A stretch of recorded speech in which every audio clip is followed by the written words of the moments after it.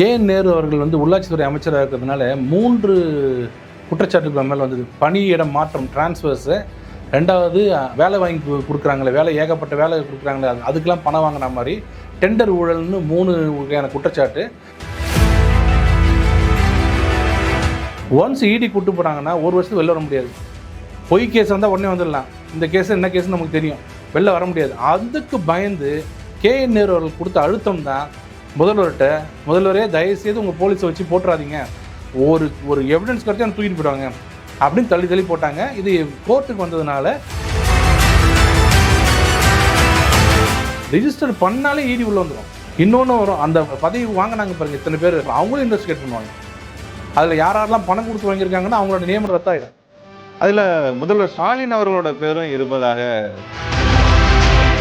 So இந்த government வந்து last ஸ்டேஜில் இருக்குது. போகும்போது ஒரு மிகப்பெரிய ஒரு கரையை இந்த அரசாங்கம் மேலே நேரு சுமத்திட்டார் தான் நான் நினைக்கிறேன்.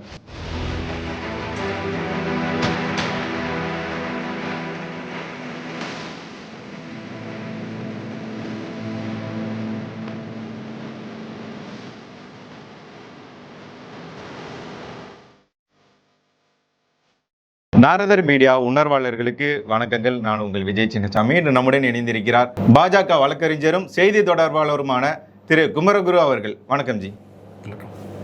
திமுகவின் ஊழல் கோட்டை இடிக்கப்பட்டு வருகிறதா? ஏற்கனவே செந்தில் பாலாஜி அதிலிருந்து வெளியே வந்துட்டார், அமைச்சர் பதவியிலிருந்து வெளியே வந்துட்டார். பொன்முடியும் இப்போ அமைச்சராக இல்லை. இப்போ நேரு அவர்கள் மேலே வழக்கு தொடரலாம், விசாரிக்கலாம்னு நீதிமன்றமே உத்தரவு கொடுத்திருக்கு. இப்போ ஸ்டாலின் அவர்களும் விசாரிக்கலாம் அப்படின்னு சொல்லி அனுமதி கொடுத்ததாக RS பாரதியும் சொல்லியிருக்கிறார். நேரு அவர்களோட வழக்கு எந்த மாதிரியான நகர்வுகள் இருக்குது? நேரு அவர்கள் உள்ளாட்சித்துறை அமைச்சராக இருக்கிறதுனால 3 குற்றச்சாட்டுகள் மேலே வந்தது. பணியிடம் மாற்றம் டிரான்ஸ்ஃபர்ஸு, 2வது வேலை வாங்கி கொடுக்குறாங்களே, வேலை ஏகப்பட்ட வேலை கொடுக்குறாங்களே, அதுக்கெல்லாம் பணம் வாங்கின மாதிரி டெண்டர் ஊழல்னு 3 வகையான குற்றச்சாட்டு. அது எல்லாமே இடி ஒரு கேஸில் அவங்களுக்கு சொந்தமான ஒரு கட்டுமான நிறுவனத்தில் ஒரு கேஸ் நடந்து, அவங்க தம்பி மேலெலாம் கேஸ் நடந்தது. அந்த கேஸ் என்னென்னா, பேங்க்கில் ஒரு லோன் வாங்கி அந்த லோன் வாங்கின பணத்தை சைஃபன் பண்ணிட்டாங்க, வேறு விஷயத்துக்கு யூஸ் பண்ணிட்டாங்கன்னு ஒரு குற்றச்சாட்டுக்காக சிபிஐ போட்ட வழக்கில் சிபிஐ அந்த எஃப்ஐஆர் ப்ரெடிகேட் அஃபென்ஸாக வச்சு இடி உள்ளே போய் அவங்களுக்கு சோதனை இட்டும்போது அங்கே இந்த சர்ச்சைக்குரிய 3 இது கிடச்சிருக்கு. அந்த மாதிரி வாட்ஸ்அப் சேட்டு கிடச்சிருக்கு, டைரி எல்லாம் கிடச்சிருக்கு, 10 ரூபா நோட்டு. இது என்னென்னா, ஒரு நாளும் எவ்வளோ பேருக்கு வேலை வாங்கி கொடுக்குறாங்களோ அந்த நபர்களுக்கு கொடுக்குற பணத்தை ரிசீவ்டு 176 அப்படின்னு சொல்லி இந்த 10 ரூபா நோட்டு காமிச்சா ஹவாலாவில் போய் வேறு ஊருக்கு போய் வெளிநாட்டுக்கு போய் வர மாதிரி நிறைய கிளின்ச்சிங் எவிடன்ஸ்னுவாங்க எங்கள் இதில். அது கிடச்சிருக்கு.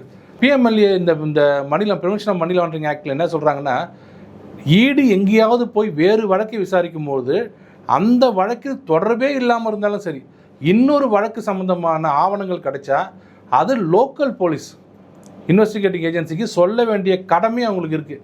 செக்ஷன் 66 சப்செக்ஷன் 2 அதில் கிளியராக, நீங்கள் ஏதாவது ஒரு இன்வெஸ்டிகேஷன் பண்ணும்போது, ஒரு பேச்சுக்கு இன்வெஸ்டிகேஷன் பண்ணிகிட்ருக்கீங்க, அப்போ ஒருத்தன் கொலை பண்ண மாதிரி ஃபோட்டோ இருந்து வச்சிங்களேன், இது எங்களுக்கு வேணாம், இது எங்கள் வேலை இல்லை, நாங்கள் மணி தானே பார்ப்போம்னு சொல்லக்கூடாது. இதை எடுத்து லோக்கல் போலீஸுக்கு கொடுத்துடணும். ஐயா யாரோ கொலை பண்ண மாதிரி ஃபோட்டோ இருக்குது, விசாரிங்க, அது ஜோக்குங்க, சினிமாங்க, அது உங்கள் இஷ்டம், நாம் கொடுக்க வேண்டி கொடுத்துடணும். ஆனால் அதே சமயத்தில் இந்த மாதிரி இன்ஃபர்மேஷன் ஏதாவது போலீஸுக்கு வந்ததுன்னா அவங்க உடனடியாக எஃப்ஐஆரை போடணும் அப்படின்ற ஜென்ரல் ரூல். நீங்களும் நானும் சொன்னாலே போட வேண்டிய எஃப்ஐஆரை இன்னொரு இன்வெஸ்டிகேட்டிங் ஏஜென்சி, சென்ட்ரல் ஏஜென்சி சொல்லி கூட இவங்க 6 மாதம் போடாமல் இருக்காங்க. பொறுப்பு டிஜிபி ஏன் 6 மாதம் போடாமல் இருக்காங்கன்றதையும் காரணம் பார்த்துக்கணும். ஏன்னா அவங்க 1 நிமிஷத்தில் போட்டுருக்கலாம். என்ன பிரச்சனை வரும்னா, அதை போட்டுட்டாங்க வச்சுங்க. நான் சொன்ன பழைய ஒரு பேங்க் ஊழல்னு சொன்ன பாருங்க, அதில் அந்த கேஸில் அவங்க அக்யூட்டில் ஆகிட்டாங்க. அதை என்ன குவாஷ் பண்ணிட்டாங்க. இந்த ஹைகோர்ட் என்ன பண்ணுச்சுன்னா, சைஃபன் பண்ண பணத்தை திருப்பி கட்டிட்டாங்க. பேங்க்குக்கு எந்த லாஸும் இல்லை, இதில் வைக்க வேண்டியதில்லை, இந்த கேஸில் ஒன்றுமே இல்லைன்னு சொல்லி அதுக்கு தள்ளுபடி பண்ணிட்டாங்க. ப்ரெடிகேட் அஃபென்ஸ் போனதுனால இடியால் அங்கே தொடர முடியல, சிபிஐ கேஸ் போனதுனால இடியால் கண்டினியூ பண்ண முடியல. அப்போ அதை விலகிட்டாங்க. இப்போ அவங்களுக்கு ஒரு ப்ரெடிகேட் அஃபென்ஸ் வேணும், ஒரு எஃப்ஐஆர் வேணும். அந்த எஃப்ஐஆர் இவங்க போடுற மாதிரி இந்த எஃப்ஐஆரை போட்டுட்டாங்கன்னா இடி நேராக உள்ளே செந்தில் பாலாஜி தூக்குன மாதிரி தூக்கிட்டு போயிடுவாங்க. ஒன்ஸ் இடி கூட்டு போட்டாங்கன்னா 1 வருஷத்துக்கு வெளில வர முடியாது. பொய் கேஸ் வந்தால் உடனே வந்துடலாம். இந்த கேஸ் என்ன கேஸ்ன்னு நமக்கு தெரியும், வெளில வர முடியாது. அதுக்கு பயந்து நேரு அவர்கள் கொடுத்த அழுத்தம் தான் முதல்வரே தயவுசெய்து உங்கள் போலீஸை வச்சு போட்டுறாதீங்க, ஒரு எவிடன்ஸ் கிடச்சா எனக்கு தூக்கிட்டு போயிடுவாங்க அப்படின்னு தள்ளி போட்டாங்க. இது கோர்ட்டுக்கு வந்ததுனால கோர்ட்டு சொல்லிடுச்சு. கோர்ட்டே என்ன சொன்னாங்கன்னா, நாங்கள் சிபிஐக்கே கொடுத்துருப்போம், ஆனால் நீங்கள் ப்ரிலிமினரி என்கொயரி பாதி முடிச்சிட்டேன்னு சொல்கிறதுனால வேறு வழி இல்லாமல் எஃப்ஐஆர் மட்டும் போடுங்கன்னு டைரக்ஷன் கொடுக்கணும்னு சொன்னாங்க. அடுத்த கேள்வி நீங்கள் கேட்டிங்க, ஸ்டாலின் பெர்மிஷன் கொடுத்துட்டாருன்னு. எனக்கே உடம்பு செலுத்து போச்சு, அவ்வளோ நல்லவர் ஆகிட்டாரா ஸ்டாலின். ஏன்னா அடுத்தது எங்கே போனோம்? சுப்ரீம் கோர்ட்டுக்கு. சுப்ரீம் கோர்ட் போச்சுன்னா அப்படியே வாங்கி, சுப்ரீம் கோர்ட்டில் ஒரு இது இருக்குது, ஒரு மேக்ஸிமம் என்னென்னா, லோக்கல் மினிஸ்டர்ஸ் சம்மந்தப்பட்ட எந்த வழக்கையுமே, சிட்டிங் மினிஸ்டர்ஸ் வழக்கையுமே அந்த கவர்மெண்ட்டே தலைமையில் இருக்கிற ஊழல், இந்த லஞ்ச ஊழல் தடுப்பு பிரிவு இருக்கிற டிவிஎஸ்சி, அது விசாரிக்கக்கூடாதுன்றதுல ரொம்ப தெளிவாக இருக்காங்க சுப்ரீம் கோர்ட். இப்போ இல்லை, எல்லா கேஸ்லையுமே. இது அங்கே போச்சுன்னா அப்படியே தூக்கிட்டு போய் நேராக சிபிஐட்ட கொடுத்துருவாங்க. அப்போ என்ன ஆகும்? அதில் வர்ற இடி கேஸ் ஒரு தலைவலி, இந்த கேஸில் உள்ளே போயிடுவார். அப்போ என்ன பண்ணியிருப்பாங்க ஸ்டாலின்கிட்ட, ஐயா அப்படியே விட்டுருங்க, தயவுசெய்து நம்ம லோக்கல் ஏட்டே விசாரிக்கிட்டோம், நம்ம தான் அவங்க நினைப்பு அடுத்த ஆட்சி நம்ம தான் வரப்போகிறோம், நம்ம இதை அப்படியே க்ளோஸ் பண்ணிவிடுவோம், இதை க்ளோஸ் பண்ணிட்டா ஆட்டோமேட்டிக்காக இடிக்கு போயிடும், வேறு யாருக்கும் கொடுத்துடாதீங்க, நீங்களே எஃப்ஐஆர் போடுங்கன்னொடனே இவர் உடனே பெருந்தன்மையோடு எஃப்ஐஆர் போடுன்னு ஒத்துக்கிட்டாரான். ஒரு உண்மையிலே சொல்கிற ஆண்மை இருந்தால் நாளை காலையில் சுப்ரீம் கோர்ட் போயிட்டு, ஐயா 6 மாதமாக நாங்கள் டேபிளில் சும்மா வச்சுருந்தோம், இடி கொடுத்த கம்ப்ளைண்ட்டு என்ன கம்ப்ளைண்ட்டுப்பா, அது ஒரு 1020 கோடிங்க, அப்புறம் 880 கோடிங்க, ஒரு 320 கோடி, எல்லாம் பெட்டி கேஷுங்க, சின்ன சின்ன அமௌண்ட்டுங்கன்னு சொல்லியிருந்தா சுப்ரீம் கோர்ட் வேறு லெவலில் போயிருந்ததுன்னா இவங்க லைஃப் வேறு மாதிரி போயிருக்கும். அதை மாற்றுறதுக்காக என்ன பண்ணாங்க, இழுத்தாங்க. அது இன்னொரு வழக்கு சொல்கிறேன், அதில் ஒருத்தர் வழக்கு போட்டார், அவர் ஆதி நாராயணன் ஒருத்தர் வழக்கு போட்டார். இந்த மாதிரி ஐயா சிபிஐ இடி கொடுத்த லெட்டரை வாங்கி வச்சுட்டு சும்மா வச்சுருக்காரு டிஜிபி அப்படின்னு கொடுக்கப்பட்டார். அவர் மேலே இவங்க ஒரு எஃப்ஐஆர் போட்டிருக்காங்க தமிழ்நாடு அரசு. அஃபிஷியல் சீக்ரெட் ஆக்டில் எப்படி உனக்கு இடி லெட்டர் வந்துச்சுன்னு, கொலை பண்ணுறதா பார்த்துட்டு நான் ஃபோட்டோ ஒன்று எடுத்து அமிச்சேன்னா, கொலை பண்ணது பார்க்குறதில்ல, உனக்கு யார் பெர்மிஷன் கொடுத்து ஃபோட்டோ எடுக்கிறதுக்கு அப்படின்னு கேட்பாங்கல்ல. கேட்டால் என்ன நினைப்பீங்க, ஏங்க ஃபோட்டோ விடுங்க, அந்த அஃபென்ஸை பாருங்கன்னுவீங்களே, நீ எப்படி ஃபோட்டோ எடுக்கலாம், அந்த மாதிரி அஃபிஷியல் சீக்ரெட் ஆக்ட் எப்படி உனக்கு வந்துச்சு சொல்லி அவர் மேலே எஃப்ஐஆர் போட்டாங்க. அதை இவங்க என்ன பண்ணிட்டாங்க, ஹைகோர்ட் என்ன பண்ணிட்டாங்க, அவர் மேலே வழக்கு இருக்குதுன்னு சொன்னீங்களே, அதனால் அவர்கிட்ட விட்டுருவோம், இவர் இன்பதுரை போட்டிருக்காருல்ல அதில் நாங்கள் ஆர்டர் போடுறோன்னு இதில் போட்டாங்க. எவ்வளோ மோசமாக போயிருக்கு பாருங்கள். சப்போஸ் இன்பதுரை போடாமல் இருந்தாருன்னா இவர் மேலே கேஸை போட்டு இவரை ஒதுக்கிட்டு மிரட்டியிருப்பாங்க, நீ போடாதுன்னு. ஸோ இவங்கெல்லாம் இந்த கேரக்டர் இருக்கிற மினிஸ்டர்ஸ் தான் சேர்ந்து மோடி ஊழல்வாதி, மோடி பணமே கொடுக்கலன்றாங்க. இது மக்கள்கிட்டே நம்ம விட்டுறோம். இது எப்படிப்பட்ட கேஸுங்கிறத மக்களே முடிவு பண்ணிக்கிட்டோம். வழக்கு விசாரிக்கலாம்னு சொன்ன தமிழக முதல்வர் அவர் பதவி விலகணும்னு இன்ன வரைக்கும் சொல்லாமல் அவரை அமைச்சராகவே வச்சிருந்து அழகு பார்க்குறது எப்படி? பதவி விலகணும்னு தார்மீக அடிப்படையில் கேட்கலாம், தவிர சட்டப்பூர்வமாக கேட்க முடியாது. ஏன்னா எஃப்ஐஆர் தான் போட போகிறாங்க. அதனால் ஒன்று எப்படி சொல்லுவாருங்க, அவர் பொன்முடியே அவர் சொல்லலையே. யார் சொன்னது? பொன்முடியே கோர்ட்டு தானே சொல்லிச்சு. செந்தில் பாலாஜி யார் சொன்னது? ஏங்க அங்கேருந்து வெளியில் வராரு 1.5 வருஷம் பொறுத்து, 1.25 வருஷத்தில் அடுத்த நாளே அவர் கொண்டு வந்து பதவி கொடுக்குறாரு. அப்போ என்ன அர்த்தம்? நீங்கள் என்ன அவனை உள்ள வைக்கிறது, நான் அவர் வெளில விடுமா, நான் அவரை மந்திரி ஆகி அழகு பார்க்குறேன்னு சொன்ன சுப்ரீம் கோர்ட்டு ஒன்று வெளியிலேருந்து ஒன்றும் இல்லாமல் இருக்கீங்களா, இல்லை மந்திரியாந்து உள்ளே இருக்கீங்களா அப்படின்னு சொன்னதுக்கு விட்டார். ஸோ இந்த முதல்வர் பொறுத்த வரைக்கும் பொன்முடி, கேஎன் நேரு, செந்தில் பாலாஜி எல்லாம் அவர் டச்சே பண்ண முடியாது. ஏன்னா எல்லோரும் இன்டர்லிங்க்டு. அதில் அவரால் ஒரு ஆக்ஷன் எடுக்க முடியாது. அவர் கேஎன் நேரு மேலே எடுக்கவே முடியாது. ஆர்எஸ் பாரதி சொல்கிறார், கேஎன் நேரு மேலே இந்த மாதிரியான வழக்குகளை போட்டு பாஜக திமுகவை முடக்க பார்க்கிறது அப்படின்னு சொல்லி அவர் சொல்கிறார். ஏன் அந்த ஆதாரம் கொடுக்குறீங்க? நீங்கள் ஹைகோர்ட் சொல்லியிருக்கலாம்ல, இதில் ஆதாரமே இல்லை, எதுக்கு அவர் இந்த குழந்தை எதுக்கு கஷ்டப்படுத்துறீங்கன்னு சொல்லலாம், ஏன் சொல்லலை? ஆதாருக்கு ஏன் இன்னும் ரிஜிஸ்டர் பண்ணாமல் இருக்குதுன்னு கேட்குறாங்க. இன்னொன்று கேட்டார் அன்றைக்கி, பி சிதம்பரம் வழக்கில் 3 மாதம் உள்ள வச்சிங்களே, என்ன நடந்துச்சு இப்போ அப்படின்னு கேட்டார். மேக்ஸிஸ் எதுவும் ஒன்றும் அந்த கேஸில் ஒரு 3 மாதம் உள்ள அரெஸ்ட் பண்ணாங்க. அந்த கேஸ் என்னாச்சு? இன்னும் நடந்துகிட்ருக்கு கேஸு. எப்படி உடனே நடக்கும்? எல்லா கேஸும் லேட்டாக தானே ஆகும். அவர் சொல்கிறார், என்ன அரெஸ்ட் பண்ணி என்ன பண்ணீங்க, இப்போ இவரை மட்டும் அரெஸ்ட் பண்ணி என்ன பண்ண போகிறீங்க? அவர் கேட்குற கேள்வியில் எதுக்கு அரெஸ்ட் பண்ணுறீங்க? இன்னொன்று, இடி கன்விக்ஷனாக ரொம்ப கம்மி ரேட்டு அப்படின்னாரு. ஆமாம், தமிழ்நாட்டில் டவுரி ப்ரொஹிபிஷன் ஆக்ட் கூட தான் ரொம்ப கம்மியான கன்விக்ஷன் ரேட்டு. விட்டுலாமா? அதை தப்பாக சொல்கிறார். இடியோட கன்விக்ஷன் ரேட் 92%.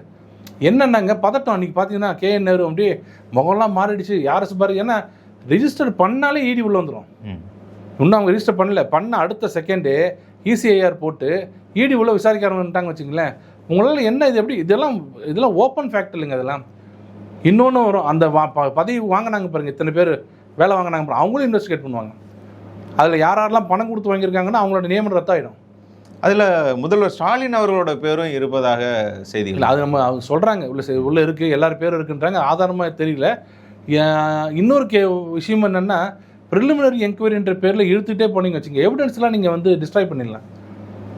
ஆனால் இதில் எவிடன்ஸ் எடுத்துகிட்டு போயிட்டாங்க இடி. அவங்க எடுத்தாங்க இப்போ கலெக்ட் பண்ணுறதுல எடுத்துகிட்டு போயிட்டாங்க. அதனால் அவங்களாம் அழிக்க முடியல. இல்லைன்னா இன்னத்துக்கு அதெல்லாம் அழிச்சியெல்லாம் கிழிச்சு போட்டுட்டு அது மாதிரி நடக்கவே இல்லைன்றுவாங்க. ஸோ இந்த கவர்மெண்ட் வந்து லாஸ்ட் ஸ்டேஜில் இருக்குது. போகும்போது ஒரு மிகப்பெரிய ஒரு கரையை இந்த அரசாங்கம் மேலே கேஎன்ஆர் சுமத்திட்டார் தான் நான் நினைக்கிறேன்.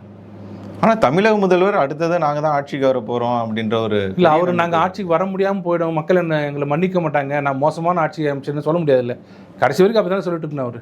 ஏன்னா இப்போ எல்லாரும் கேள்வி கேட்குறது என்னென்னா, இந்த பக்கம் இவ்வளோ ஊழல் எல்லோரும் பார்க்குறவங்களாம் செந்தில் பாலாஜி 10 ரூபா வாங்குறதுன்றது ஒவ்வொரு நாளும் 1 கோடி மக்கள் டெய்லி அனுபவிக்கிறாங்க. நீங்கள் வந்து மோடி அவர்களை பார்த்து பணம் கொடுக்கல, ஊழல்வாதின்னு சொல்கிறீங்களே, சிரிப்பா இல்லையா அப்படின்னு. ரெண்டாவது, சட்டம் ஒழுங்கு ரொம்ப சூப்பராக இருக்குது தமிழ்நாட்டில். அதை வச்சே மக்கள் முடிவு பண்ணிட்டாங்க வரக்கூடாதுன்னு. 5000 போட்டால் வந்துடுன்றாங்கல்ல. மக்கள் என்ன சொல்கிறாங்க, 5000 கொடுத்துட்ட 10,000 பிடிங்கிறியே, 5000 வருது, பில்லு கரண்ட் பில்லு பார்த்தா 4000 போயிடுது, அதில் ப்ராப்பர்ட்டி டேக்ஸில் போயிடுது, எல்லாத்துலேயும் போயிடுது, எதுக்கு அப்புறம் அந்த பணம் அப்படின்னு மக்கள், தமிழக மக்கள்லாம் எனக்கு தெரிஞ்சு பணம் கொடுத்தா ஓட்டு போடுவாங்கன்னு தமிழக மக்கள் நினச்சாங்கன்னா அது ஒரு முட்டாள்தனம் எதுவுமே இல்லை. அப்படி இருந்தால் மிகப்பெரிய பணக்காரர்கள் தான் இன்றைக்கி வந்து சிஎம்மாக இருக்க முடியும். தமிழகத்தின் வளர்ச்சியை பார்த்து பாஜகவிற்கு வயிறு எரிகிறது. அதனால தான் சிபிஐ இடியை வைத்து பாஜக வந்து திமுகவை பயமுறுத்த பார்க்கிறது அப்படின்னு சொல்லி தமிழக முதல்வர் ஸ்டாலின் அவர்கள் வந்து பேசியிருக்கிறார். வளர்ச்சியை பார்த்து பயந்து இடி சிபிஐ அனுப்பிச்சா எல்லார் வீட்டுக்கு இடி அனுப்ப முடியுமா? சிபிஐ எல்லார் வீட்டுக்கு போக முடியுமா? ஏன் எல்லார் வீட்டுக்கு போகும்போது உங்கள் வீட்டுக்கு மட்டும் ஏன் வருது? நீங்கள் சொல்கிற ஒரு விஷயத்தை யாராவது தமிழ்நாட்டு மக்கள் யாராவது ஒருத்தராவது, நீங்கள் பார்த்துருப்பீங்க, ஊடகத்தில் இருக்கீங்க, ஒருத்தராவது கேஎன்ஆர் மேலே எப்படிங்க இந்த கேஸ்லாம் போட்டிங்க, அவருக்கு இதெல்லாம் வராது சொன்னாங்களா? என்ன கோவப்படுறாங்க தெரியுமா? ஓப்பனாக சொல்லணும்னா, சரிங்க எல்லாம் போடுறீங்க, ஒருத்தர் உள்ளாட மாட்டீங்க, இந்த கோவம் தான் இருக்க தவிர அப்பழுக்கற்ற அரசியல்வாதி காமராஜருக்கு அப்புறம் இவர் தான், இவர் பேரில் போய் கேஸ் போடுறீங்கன்னு யாரும் சொல்லலையே. அவங்களே என்ன சொல்கிறாங்கன்னா, பாஜக வந்து ஆதாரம் ஏதாவது காட்டியிருக்கா, நாங்கள் பண்ணலைன்னு சொல்ல, ஆதாரம் ஏதாவது காட்டியிருக்கான்னு தான் அவங்க சொல்கிறோம். அது ஆதாரம் இருக்குன்னு தான் சொல்கிறோம், அது அவங்க பார்த்துப்பாங்கன்னு சொல்கிறோம். இந்த விஷயத்தில் முதல்வர் எப்பவுமே என்னென்னா, ஒரு பிரச்சனை திசை திருப்பணுன்னா உடனே மாநில சுயாட்சி அன்றைக்கி சொன்னார் பாருங்க, நாங்கள் வாங்கும் இடத்துல இருக்க மாட்டோம், கொடுக்குற இடத்துல இருப்போம். இதெல்லாம் எதிர்கட்சியாக இருக்கும்போது கடைசி நேரத்தில் அந்த புதுசு சொல்ல மாட்டாங்க. அவர் விரக்தியில் பேசுகிறாரு. வளர்ச்சி இல்லை, தமிழ்நாட்டை பொறுத்த வரைக்கும் வளர்ச்சியே இல்லை. அப்படி ஏதாவது வளர்ச்சி வந்தால் கூட 1,00,000 கோடி வாங்கிட்டு செலவு பண்ணுறது, அதனால் வந்து தான் தவிர ஒரு ஃபேக்ட்ரி காட்டுங்கன்னு சொல்லி காட்ட மாட்டார். இது வரைக்கும் எல்லாருங்க எடப்பாடி பல தடவை கேட்டார், நீங்கள் ஆட்சிக்கு வந்து 2021 2026 முடியும் வரை இத்தனை ஃபேக்ட்ரி எங்களுக்கு வந்திருக்குன்னு ஒன்று காமிங்கன்னு. எல்லாம் இதில் எம்ஓயூவில் இருக்கான் சைன் பண்ணி. அது இல்லை, ஒரு ஃபேக்ட்ரி சொல்லுங்கள், பெல் வந்திருக்கு, நம்ம ஹுண்டாய் வந்திருக்கு, ஃபோர்டு வந்திருக்குன்னு சொல்கிறோம்ல, ஒன்றை காமிங்க. அப்போ என்ன நடந்திருக்குன்னா, 1,00,000 கோடி வாங்குறாங்க, டாஸ்மாக் பணம் வருது, ரெண்டுத்தையும் மிக்ஸ் பண்ணுறாங்க, ஜிஎஸ்டி பணம் ஹெவியாக வருது சென்ட்ரல்லேருந்து, எல்லாத்தையும் ஒன்றா வச்சுக்கிட்டு ஊழல் பண்ணுறாங்க. இல்லைனா 3000 2000 ஃப்ரீயாக கொடுக்குறாங்க. ரோடெல்லாம் எங்கே பார்த்தாலும் குண்டும் குழியுமாக இருக்குது, யாரும் அதை பற்றி கவலைப்படல. அவர் உண்மையிலே வளர்ச்சின்னு சொன்னார்னா, ஒரு மக்கள், ஒரு நாட்டோட வளர்ச்சி, ஒரு ஸ்டேட்டோட வளர்ச்சி எது தெரியுங்களா? இண்டஸ்ட்ரி கிடையாது, விவசாயம் கிடையாது, பாதுகாப்பான வாழ்க்கை, அதான் வளர்ச்சி. அப்படின்னா யூபி இன்றைக்கி வளர்ச்சி அடைஞ்சிருக்குன்னு ஏன் சொல்கிறாங்கன்னா, ரோட்டில் எங்கே வேணாலும் எப்போ வேணாலும் போகலாம் பெண்கள், ஒன்றும் இல்லை, அதுதான் வளர்ச்சி. அது தமிழ்நாட்டில் இருக்கான்றதை இதை பார்க்குற மக்கள் சொல்லிட்டோம். தமிழ்நாடு ரொம்ப சிறப்பாக இருக்குது, நைட்டு எங்கே வேணால் போகலாம், செயின் வச்சுட்டு போகலாம், யாரும் ஒன்றும் பண்ண மாட்டாங்கன்னு சொல்லிட்டு மக்கள் நினச்சாங்கன்னா அது அப்படியே அவங்களாம் விட்டுருலாம். நடிகை ரேவதி சொல்லியிருக்காங்க, தமிழ்நாட்டில் பாதுகாப்பு இல்லை பெண்களுக்கு, நாங்கள் இரவில் இங்கேருந்து இங்கே போக முடியுமா அப்படின்னு சொல்லி அவர் குறிப்பிட்டு பேசியிருக்காங்க. இப்போ அண்ணாமலை அவர்களும் அந்த கருத்தை வந்து முன்வைத்து பேசியிருக்கிறார். இது உள்ளங்கை நெல்லிக்கணும் இல்லைங்க. யாரை கேட்டாலும் என்ன சொல்கிறாங்க, இங்கே தமிழ்நாட்டில் எங்கெங்கே சட்டம் ஒழுங்கு இருக்குன்றாங்க. பீகார்லேருந்து வந்து 2 தம்பதிகளை வந்து கொலை பண்ணுறாங்க. அவங்க கிட்டத்தட்ட ஒரு 2 மணி நேரம் 3 மணி நேரமாக நடக்குது, அக்கரன்ஸ் நடக்குது, பெட்ரோல் இல்லை. இன்றைக்கி எத்தனை கேஸ் ரிப்போர்ட்டட் கேஸ் தெரியுமா உங்களுக்கு? செயின் அறுத்த கேஸு ரிப்போர்ட் பண்ணால் எடுக்க மாட்டாங்க. எனக்கு தெரிஞ்சு நான் வழக்கறிஞர் தொழில் இருக்கிறதுனால ஒரு 10-15 எஃப்ஐஆர், அது லேண்ட் டீலிங் எதை கேட்டாலும் இல்லை, எஃப்ஐஆர் போட முடியாது சார். எஃப்ஐஆர் போட்டால் கணக்கு சொல்லணும், எஃப்ஐஆர் போடுறதில்ல. செயின் ஸ்நாச்சிங்னு போனாங்க 2 ஒரு கிளைண்ட் சொல்கிறார், இப்போ கேட்டால், ஏன் சார் இவ்வளோ சன்னமாக சின்னதாக செயின் போடுவீங்க, இங்கே உயிரை வாங்குறீங்கன்றாங்களாம். இன்னொருத்தர் போய் பெரிய செயின் காமிச்சா, திமிரு உங்களுக்குலாம் வெளியில் வரும்போது இவ்வளோ பெரிய செயின் போட்டுருவீங்களாங்க. அப்போ எந்த செயின் போடணும்னு தெரியல, அறுக்கிறவனை விட்டுறாங்க. சின்ன செயின் போட்டால் அவன் வரும்போது இழுக்கும் போது ஏன் விட்டுறீங்கன்றான். இன்னொரு லைட்டாக அறுத்துருச்சு ஒரு லேடிக்கு. அப்போ சொல்கிறாங்க, ஏமா அவன் தாலி எவ்வளோ பெருசுக்கு போட்டு தான் அவங்க காமிக்கணுமா இல்லை நீ? அப்போது போலீஸ் எப்படி இருக்குன்னா, இவ்வளோ கேவலமான ஒரு சட்டம் ஒழுங்கு தமிழ்நாட்டில், இந்த மாதிரி ஒரு போலீஸ் ஒரு அலட்சியம் இது வரைக்கும் என்னோடய எக்ஸ்பீரியன்ஸில் இத்தனை வருஷத்தில் நான் பார்த்ததே இல்லை. இதுக்கு உண்டான உண்மையான பதில் வந்து மக்கள் இந்த எலெக்ஷனில் கொடுப்பாங்க. இப்போ தெரியாது, மக்கள் எல்லாம் அமைதியாக இருக்காங்க. தமிழக மக்கள் எப்பவுமே வந்து ஓப்பனாக வெளில சொல்ல மாட்டாங்க. எப்பவுமே பாருங்கள், பெரிய பெரிய அரசியல் கட்சிக்கெல்லாம் படுதோல்வி அடைந்த காலம்லாம் இருக்குது. கடந்த காலத்தில் 150 சீட்டு வாங்கினவங்களாம் 5 சீட்டு வாங்கினவங்களாம் இருக்குது. 150 வாங்கிட்டு ஒரே ஒரு இதில் ஜெயிச்சாருலாம் இருக்குது. அவங்களோட மௌனத்தை பாருங்கள். எப்பவுமே மக்கள் வெளில சொல்லவே மாட்டாங்க, அமைதியாக இருப்பாங்க. ஆனால் ரிசல்ட்டை பார்த்தீங்கன்னா என்னங்க இப்படி அப்படின்னுவீங்க. அதே மாதிரி இந்த ரிசல்ட் வரப்போது பாருங்கள். அன்றைக்கி நான் உங்கள்கிட்ட பேசுகிறேன். இப்போது இந்த இடைக்கால பட்ஜெட், திமுகவின் இந்த இடைக்கால பட்ஜெட்டை எப்படி பார்க்குறீங்க? இந்த பட்ஜெட்டில் என்ன இருக்குதுன்னு சொல்லுங்கள். பார்க்குறதுக்கு என்ன இருக்குது? இவங்க சொல்கிற கோமூத்திரா ஸ்டேட்டு, மாட்டு மூத்திரம் குடிக்கிற ஸ்டேட்டு, பான் பராக் போடுறவனுங்க, அங்கே வந்து ஹிந்தி படித்தா இங்கே வேலை செய்கிறவங்க, இப்படி சொன்ன யூபி 54,000 கோடி சர்ப்ளஸ் பட்ஜெட், அதிகப்படியான பட்ஜெட். நேற்று குஜராத்தில் 964 கோடி சர்ப்ளஸ் பட்ஜெட். முதல் முறையாக யூபியில், இந்தியாவில் முதல் முறையாக டிரான்ஸ்போர்ட் டிபார்ட்மெண்ட்டு 184 கோடி ப்ராஃபிட் காமிச்சிருக்காரு. இது பட்ஜெட்டா? இத்தனை 10 லட்சம் கோடி கடன் வச்சுட்டு வரும்போது 5 லட்சம் கோடி, இப்போ 10 லட்சம் கோடி, 5 லட்சம் கோடி 5 வருஷத்துக்கு, வருஷம் கரெக்டாக போய் கடன் வாங்கிட்டு வந்திருக்காங்க. 1 லட்சம்னு இப்படி வாங்கி வச்சுக்கிட்டு டெபிசிட் பட்ஜெட் காட்டுறாங்க. இது பட்ஜெட்டாக? இது ஏதோ ஒரு வளர்ச்சி சொல்லுங்கள். எனக்கு அதெல்லாம் உள்ள டீப்பாலாம் போகணும், போர் அடிக்கும். என்ன ஜிடிபி எவ்வளோ போகுது அதெல்லாம் வேண்டாம், மக்களுக்கு புரியுற மாதிரி சொல்கிறேன். இந்த பட்ஜெட்டில் இத்தனை லட்சம் உள்ளே வரப்போகுது, இவ்வளோ கனிம வளங்களை நாங்கள் யூஸ் பண்ண போகிறோம், இவ்வளோ ஃபேக்ட்ரி வந்து சொன்னாரன், பெண்ணுக்கு தாலி கொடுப்போம், நீட்டை ஒழிப்போம், அவன் மத்திய அரசு பணம் கொடுக்கல, இதை தான் சொல்கிறாரு தவிர இந்த பட்ஜெட் எப்படிப்பட்ட பட்ஜெட்டு மக்களே புரிஞ்சுப்பாங்க. ஸ்டாலின் அவர்களுக்கு நீங்கள் நேரில் பார்க்குறீங்க, அவருக்கு ஒரு அறிவுரை சொல்லணும் அப்படின்னா நீங்கள் என்ன சொல்லுவீங்க? அந்தளவுக்கு எனக்கு தகுதி இல்லைங்க. அவ்வளோ அந்தளவுக்கு என்ன, நான் உதயநிதி அவர்களுக்கு ஒரு அறிவுரை சொல்லணும். அவரோட வயசில் பெரியன்றதுனால எனக்கு ஒரு சின்ன ஆதங்கம் இருக்குது. நான் சொன்னால் கேட்கணும்னு ஒரு சின்ன ஒரு ஆதங்கம் இருக்கும். 2 பேரும் கேட்க மாட்டாங்க. ஏன்னா 2 பேருமே நினச்சிருக்காங்கன்னா இந்த ஆட்சியோட ஒரு சிறப்பான ஆட்சி உலகத்தில் இருக்குமா அப்படின்னு அப்பா நினைக்கலாம். அவர் ஏஜுக்கு அவரோட தன்மைக்கு நினைக்கலாம். உதயநிதி ஸ்டாலினுக்கு தெரியாமல் பொற்கால ஆட்சி எப்படி இந்த ஆட்சியை வந்து நம்ம அப்படியே மக்கள் எத்தனை நாள் தான் அந்த ஆட்சி கொடுக்குறது, பொற்கால ஆட்சியை அப்படின்னு போகிற வழியில் அப்படியே அள்ளி குடிச்சிட்டே போகிற தேனையும் பாலையும் அப்படி உண்மையில் நினச்சி ஜோக் அடிக்கல. 2 பேரும் நினச்சிட்டு இருக்கிறது இன்னமும் 200 தொகுதின்றாங்க. 34 தொகுதி யாருக்கு போகுது? எல்லாம் நமக்கு தானே வரப்போகுது. 234 உட்காரது தான் இடம் இல்லை, அப்படி தான் பேசிட்டு இருக்காங்க. தவிர 2 பேரும் கொஞ்சம் கூட நம்ம எப்படி இருந்திருக்கிறோம் இந்த கட்சி. இந்த ஒன்று சொல்லுவாங்கள்ல, உரை கல்லுன்னுவாங்களே, எப்பவுமே நீங்கள் உரசி பார்க்கறதுக்கு உரைகள் ஒன்று வேணும், அதுதான் உண்மையை சொல்லணும். எப்பவுமே எம்ஜிஆர் பார்த்தீங்கன்னா எல்லாம் சொல்கிறது கேட்பார், எல்லாம் இப்போ போலீஸ் சொல்கிறதான் கேட்பார். நேராக என்ன பண்ணுற கட்சிக்காரர் இருக்காங்களே, சாமானிய கட்சிக்காரர் வண்டியில் போகும்போது நிறுத்துவார், இங்கே வான்னுவார், இந்த ஊர் எம்எல்ஏ என்ன ரொம்ப ஓவராக பண்ணுறான் அப்படின்னுவார். லீடிங் கொஸ்டின், ஐயா தங்கமானவர் அவருன்னுவாங்க. அப்படியா, சரி சரி போகணுவார். அவர்கிட்ட போய்ட்டு இந்த ஊர் எம்எல்ஏ அப்படின்னு கேட்டால் எங்கே பயந்து போயிட்டு அவன் ஓவராக பண்ணுறான், ஒழுங்காக இருக்கானா அப்படின்னுவார். ஐயா அவர் தான தன்மை உங்களை மாதிரி அவருன்னு வச்சுங்களேன், தலையாச்சிட்டு சரி சரி போய்ட்டு அப்படின்னு இதான் செக் பண்ணுறதுன்றது. தயவுசெய்து உதயநிதி ஸ்டாலின் நைட்டில் மாறு வேஷம் ரொம்ப வேணாம், ஒரு மறு வச்சுக்கிட்டு ஒரு ரவுண்டு போய்ட்டு வர சொல்லுங்கள். எங்கேயாவது ஒரு எம்எல்ஏ பற்றி கேட்க சொல்லுங்கள், காதை மட்டும் மூடக்கூடாது அவர். அதுதான் உண்மையான ஃபேக்ட் செக்கிங். ஏடிஜிபி டிஜிபி மன்னர் எப்படி 3 மழை பெய்கிறதா மன்னா அவங்க ஆட்சி பொற்கால ஆட்சின்ற இது இல்லை. ஆட்சி கேட்கணும். உங்கள் அங்கே சுற்றி இருக்கிற யாரும் சொல்கிறது கேட்குற மாதிரி இல்லை. ஜெயரஞ்சன் மாதிரி ஒரு பொருளாதார நிபுணர் வச்சுருந்தீங்கன்னா கடன் வாங்குறமே என்ன, இதை நீங்கள் தானே வாங்குறீங்க, மக்கள்கிட்ட வாங்க போகிறீங்க அப்படின்னு அவர் சொல்லுவார். இந்த மாதிரி அறிவு ஜீவிகள்லாம் சுற்றி வச்சுருந்தீங்கன்னா துக்ளக் மாதிரி தான் இருக்கும் தர்பார். அந்த நாள் தான் நடந்துட்டு இருக்குது. அதனால் ஸ்டாலின் அவர்களை பார்த்து சொல்கிறது வேஸ்ட்டு, உதயநிதி ஸ்டாலின் பற்றி சொல்கிறது அவர்கிட்ட சொல்கிறது வேஸ்ட்டு. யாரை பற்றி யாரையும் சொல்ல வேணால், மக்கள் கரெக்டாக சொல்லிடுவாங்க. துணை முதல்வர் உதயநிதி சொல்கிறார் திமுக ஆட்சி தான் அறநிலைத்துறையின் பொற்கால ஆட்சி அப்படின்னு சொல்லியிருக்கிறார். இது எப்படி பார்க்குறீங்க? அந்த பொற்கால ஆட்சியில் ஒரே ஒரு உதாரணம் தான். ஒரு அறநிலைத்துறை அமைச்சர், உங்கள் எக்ஸ்பீரியன்ஸை சொல்லுங்கள் தப்பாக இருந்தால், ஒரு அறநிலைத்துறை அமைச்சராக இருந்தவர் கோயிலுக்குள்ளேயே என்ன மனுஷங்களா மாடு மாதிரி மேலே வந்து மோதுறீங்க, வேறு ஏதாவது சொத்து தானே திங்குறீங்க அப்படின்னு சொல்லக்கூடிய ஒரு அறநிலைத்துறை அமைச்சரை நீங்கள் ஒரு 50 வருஷம் பேக்கில் போய் எடுத்து கொடுங்களேன். நம்ம தமிழ்நாட்டில் யாரோ ஒருத்தர் சொல்லி பாருங்க. அந்த மாதிரி அது மாதிரி யாருமே இல்லை. அந்த வகையில் சிறப்பான ஆட்சி தான். வெளியில் கூட சொல்லவர், எந்த கோயிலில் கும்பிட வராங்களோ அங்கேயே கூப்பிட்டு மனுஷன் மாதிரியாக இருக்கீங்க அப்படின்னு சொன்னது 2வது தடவை. போன தடவை 4 மணி நேரம் 5 மணி நேரம் நின்னோன்னு சொல்லி கேட்டாங்க. சபரீசன் உள்ளே போகிறதுக்காக நாங்கள் நிறுத்தினாங்கன்னு சொல்லுங்க.